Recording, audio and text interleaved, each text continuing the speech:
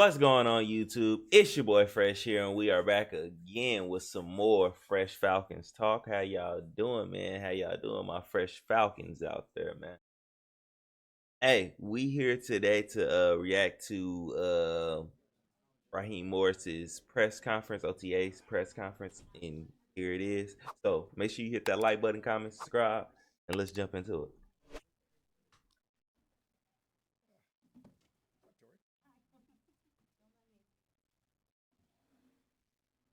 No thumbs up today? Mm, All right, guys. What's going on, man? How you doing? turn it up a little bit so y'all can hear that, man. Outstanding. Yeah, Everybody's waiting for you, Led. yeah. You want a little opener? Having a lot of fun, Led. Going into another week of OTA days.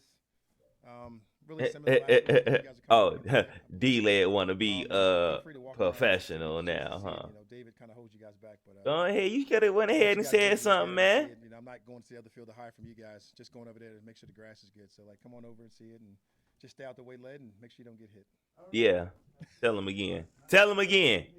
Hey, Coach, His ass probably would how get has hit. AJ Terrell's offseason been for you as one of your mainstays at cornerback? He's been doing a really good job. AJ's so locked in. I know you know him as a guy and a human and a person and all those type of things, but the player and the thoughtfulness that he puts behind everything that he does is it's really been it's just too good since AJ, he's been back. When we draft. me personally, AJ gotta tighten up this year because we need interceptions, bruh, and he don't get his head around enough for me, bruh. Like, get your head around, bruh. That's 9 times out of 10. That's how he don't get his interception. Not turning his head around. He 50-50 with the hands. I ain't gonna even lie, cause there's been some that didn't hit him in the chest, and I'm just like, how you didn't catch that? But 9 times out of 10, he don't get his head around. Man, get your head around. Get these picks. Come on, man. After him, he was really that way. He came in with a real good mindset, came in with a really good demeanor on who the player was. His toughness was well documented. Yeah, I remember we gave him his only knock on him was the game that he got beat in pretty bad when Chase and Justin Jefferson worked him over in that championship game, and Damn. we know those guys have become. But his ability to go up there and I would say Justin Jefferson became a better receiver than Jamar Chase. That's just my opinion, though. Well, you've had several stops now as a coach, both the head and the assistant. Is it fair to even grade where you are in the offseason as far as the pace that you want to be to get ready for the regular season?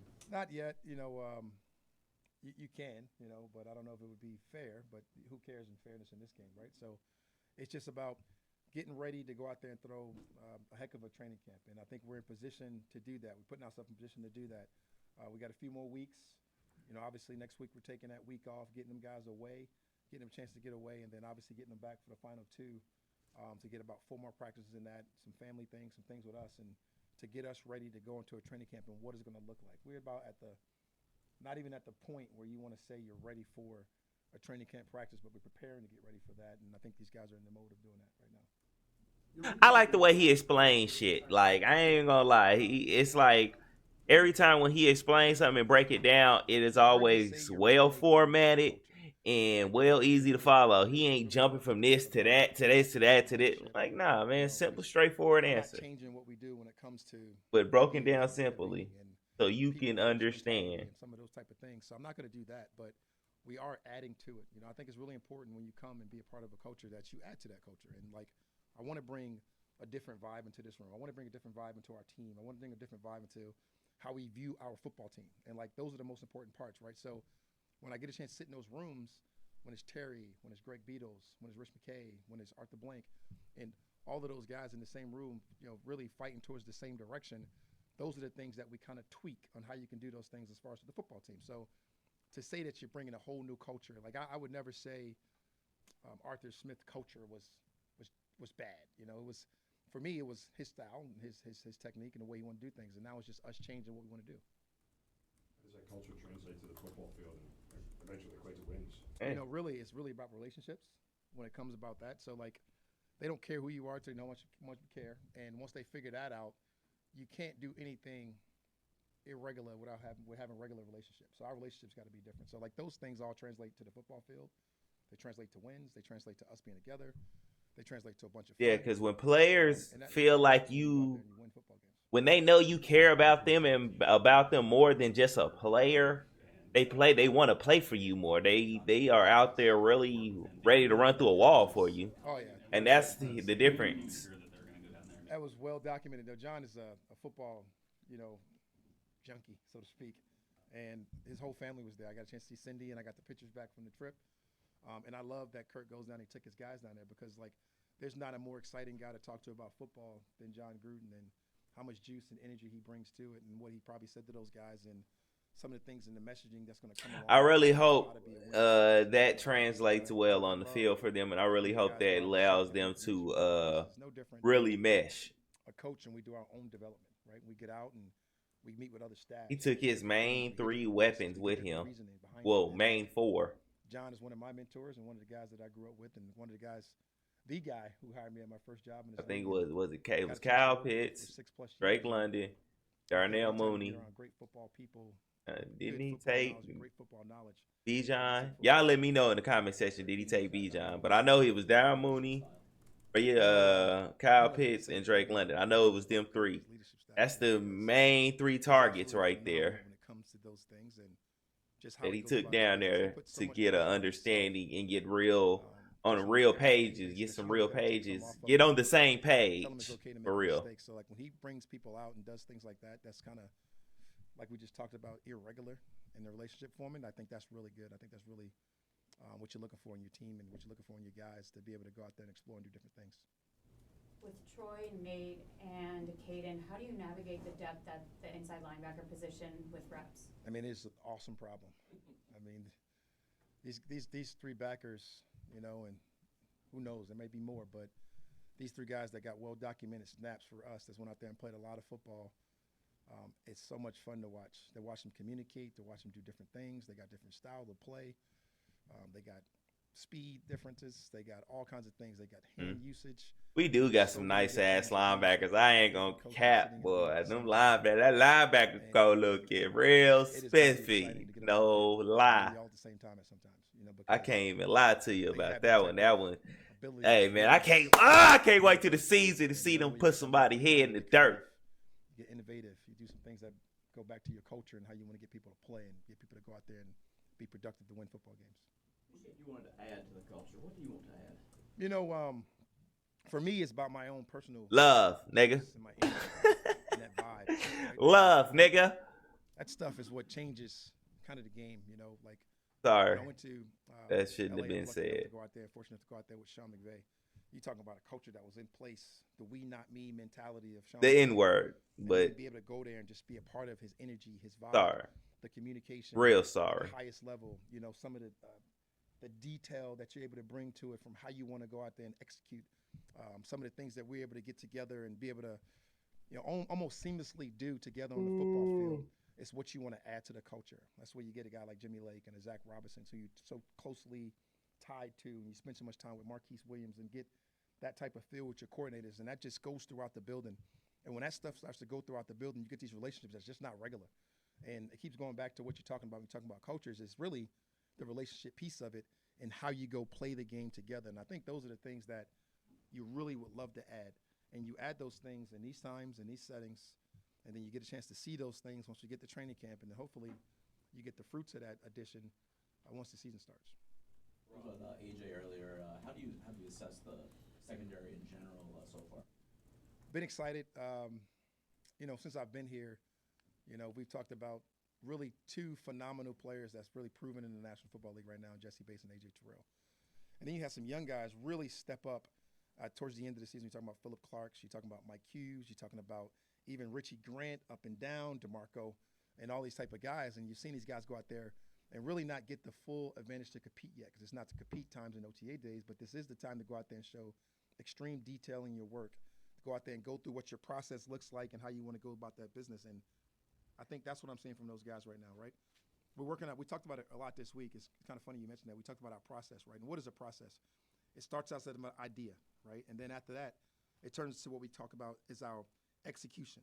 And then ultimately it goes back to that collaboration that we kind of talked about. And then after that, I ain't gonna it's lie. Like execution. What is your why? I understand why they didn't take really no You know, secondary what is your players business? And in this year draft them because we finding their do way through that have process quite a bit of good has been fun to secondary watch. people. Uh, And then you my assistant you coach added is Kevin great. King And if you and go and you Hamilton. and you sit there and you I watch think every though I single think every our single practice secondary that is they going to do, be solid this you year. come It out might and you not feel good be about it, especially being an old secondary coach.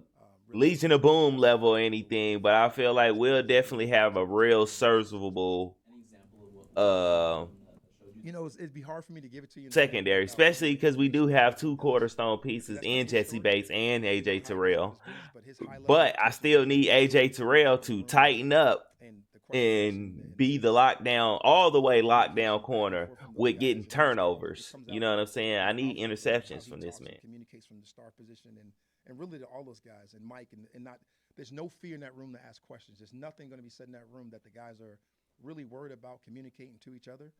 And it's almost like I'm getting out of here because I'm in the way, you know. And these guys do such a good job with that it's so much fun to go into that you want to be in there more, but you want to give them their space as well.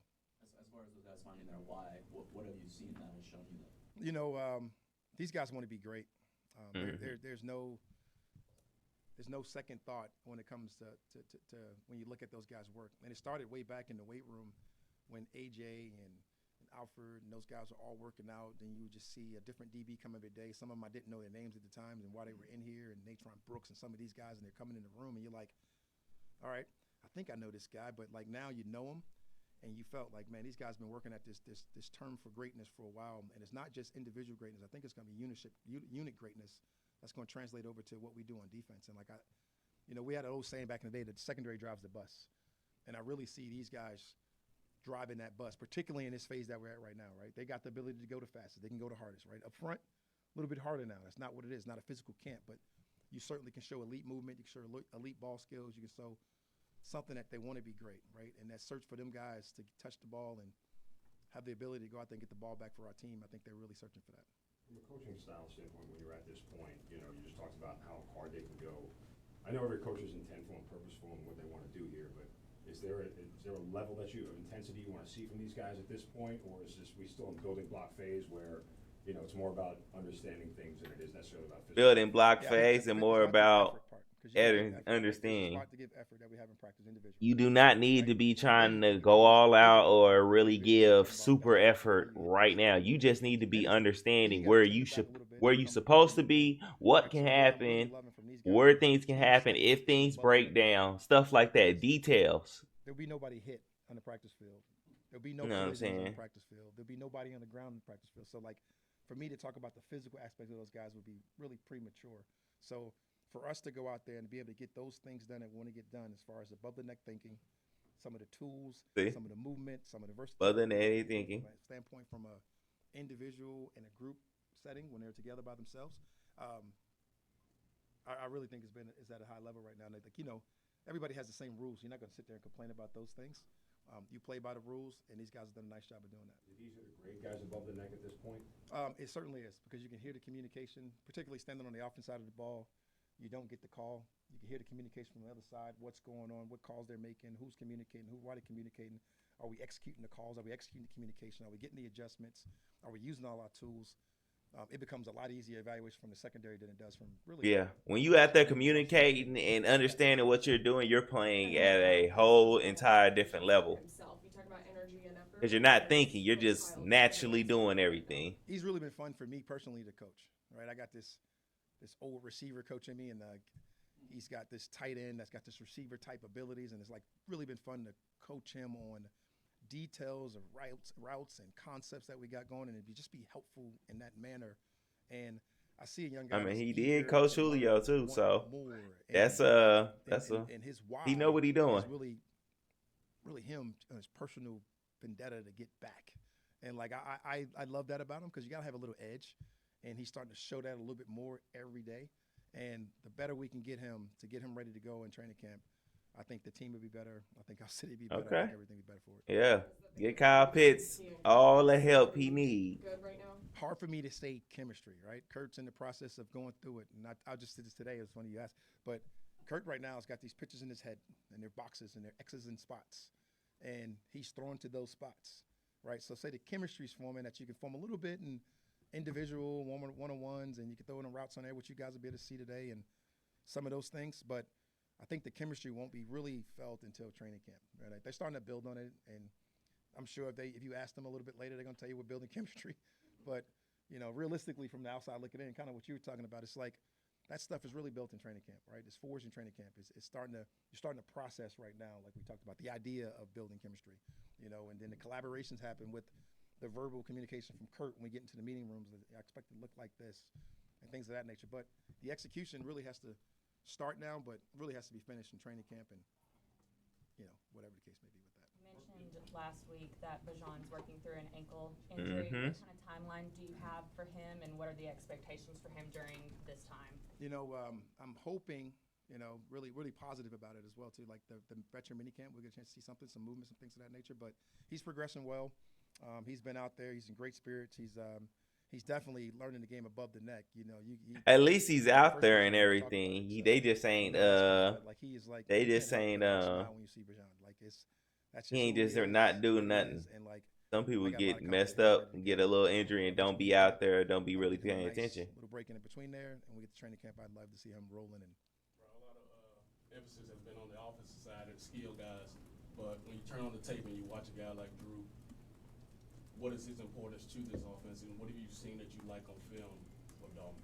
oh man, just the whole old line up front in general. Just Yeah, let me hear about this old line, goddamn it. We have with Led over there, all walking around with no shirts on, grounding.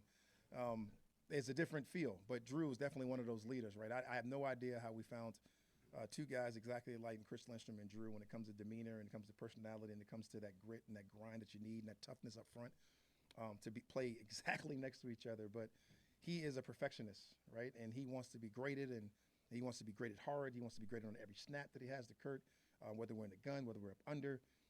He's looking for more of that chemistry that we're talking about from we talking about like a Pitts, but he's getting more of that with Kurt because that's more real football for him with the snaps, with the placement, where it wants to be, listen to the cadence, some of the rhythm and the routine that you get into. And I can feel that together, even though it was in a job. I'm gonna expect big things from Drew Dahlman usage, things of that nature. because I think this is his contract year, so just that whole group in general. I bet he is getting his shit together. I've been really impressed because that was one of the. He want to get paid, I want to go back to which I wouldn't mind paying him. Keep my old line together, baby. Keep my old line together. Let them grow old together. What have you seen out of Fast. And is he one of those guys, I know he can't give away the secrets right now, that makes the I can get creative with this guy lights start blinking? He does, nobody has any real secrets anyway, right? But is extremely fast. He's quick. He's got great short space quickness, and I see the real intent to work on his what we call shoot awareness, right? That's keeping the ball in the shoot, tackling on the right side of the shoulder, using the right shoulder. And right now we can't tackle, but you just love the approach, and you love all the things that he's going through his mind. And Details, for the ball, details, baby. He got two really great communicators around him, and Nate, and you talking about Ellis. Those guys communicated the highest. And you know what? Here, his voice becomes. I love listening to this because it's like and obviously he's healthy. So you're getting them to understand details of the game. It's been fun to watch. Like you didn't hear Arthur Smith talk about this like this. Special things, particularly with the ball and getting away passing lane, some of those things. Yeah, Is he that's just a little difference louder? Is he to me. more when you see those similarities to Caden? Is it he's picking up mannerisms? What are you hearing? I would have to say to you right now, it's more clarity. With the alerts, there's more clarity on what we're doing. It's more clarity on what he's telling his front, and that has to come from Barrett Rood, his linebacker coach, and what we're teaching in the room because you see it from those three. And like I said, Nate, we knew already naturally had that just knack and that tool. Ellis, I found out that he has that knack and that tool, and that is just unique about him. I didn't know Troy as well, and I'm starting to see it and feel it from the other side of the football, and that's always fun to watch. Coach, to follow up on what Justin said, when a guy has an injury and he's a younger player, does that give them a little more time to learn as compared to a veteran who's kind of been through it, that he could have taken that opportunity to kind of watch as a younger player? That is a tough one. I think it really depends on the player. I think if you get hurt and you're out and you don't take advantage of that time, I don't think you'll see some of the things that we've seen from Troy. clearly he was out, different system, didn't matter. It was more about how to prepare. It's kind of like we talked about his process. He doesn't feel like a younger player to me, if that makes sense. I understand that. He feels like a veteran. He feels like a guy that knows exactly and how he wants to get his job done. Bro was smart as hell. He graduated, and then he played hella different positions, so he knows a lot. On the player. But I think they also are not moving him around. They got him sticking to one spot,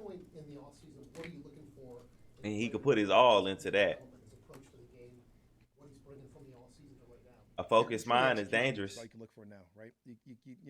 A lot of times you want to look for physicality and things of that nature in football, but that's not where we're at, right? We're really about execution, really about knowing what to do, the communication of it all, the attention to detail, how you work, forming what that process should look like, how we go about our business, from taking it from the classroom to the walkthroughs to the individual periods to perfecting the technique to now moving on to a little bit faster tempo where we got to stay up and do some of these different things, a bit of use some hand usage. I think it's just the whole collective of how to be a pro. Like everybody says that's like a key saying, like he doesn't know how to be a pro yet. Well, I think that's what you're learning right now in this process. So that's what you're looking for from just everybody. And really you focus on your rookies, but when you focus on your rookies, you get a chance to pick on them while you're teaching everybody else what it looks like. And I think that's what everybody really enjoys about the whole process is having one-on-one talks or being able to bring it up in team meetings or whatever the case may be on the field. I think that's been the best part for all of us. Yeah, Coach, any other injury updates and then a decision on the gun party? D-Led always catch me off guard. We have a few things, D-Led. I'll fill you in after practice if anything comes up and you got any questions to get mad at me about. I'm not trying to lie to you. I promise you. But we'll be out there. We got a bunch of guys going. Some of our receivers, we're holding back and being cautious with just because tightness and soreness, things of that nature, like always happens this time of year. Coach Whitehouse, man, you know that, right? Everybody comes in tight every day. Right. I got to stretch on my Julio once told me his muscles wasn't firing. I have no idea what that means because I'm not fast enough to know. He's funny. We got some of those things, but nothing. I understood it. Your muscles are not firing. If somebody out there, D-Led, you can come yell at me later, and I'll tell you what's going on. Hey, bro, the second time around as a head coach, have you found a different way to watch practice as opposed to what you did the first time as far as trying to see everybody and see everything? Well, since you say the second, I'm assuming you say the first is Tampa. It's certainly different. In Tampa, I was calling the defense. I didn't care what the offense was doing. Fun. And then, really the 1.5 time being here was very similar to some of the stuff that you had because you had a real control on what we did on offense. You knew exactly what we were doing on defense, being able to go call that and being put in that situation with, obviously a bunch of help from Jeff Olbrick, a bunch of help at that time from all Dirk Cutter and whoever all the guys that were here at that time. But now it's a chance to go around and you really get a chance to not coach your coaches, so to speak, but really get on the same page and collaborate and do all the things you want to do with your coaches and have the different ideas that we talk about, whether we can do these later. And for yourself, for me personally, it's just an ability to slow down the installs because when you're absolutely in charge of that side of the ball, you want to rush everything in, and we got time. You don't have to rush those things in. You just got to rush in the concepts, the thought process, how guys go about their business. Okay. If you get those things done, you feel really good about it. Let's go. I was just asking about the decision to release Adi Gunnar J, who's a former starter. Yeah, we had, obviously we was able to address it a little bit in the draft for Braylon. We were able to address that position a little bit later when we added a Nye. So, man, I bad out. For him, and, you never know. That door's not closed, so you never know where we go there. But That mean, hey, he ain't my player. I ain't draft him, so. All right, man, out. And that's what it is. Hey, man, make sure you hit that like button, comment, subscribe. Until next time, people. Guys, stay fresh. Boom. Woke up this morning, can't remember nothing. Till just flowing from London. Nothing I remember, they calling me daddy. The match was covered in money. Went to sleep.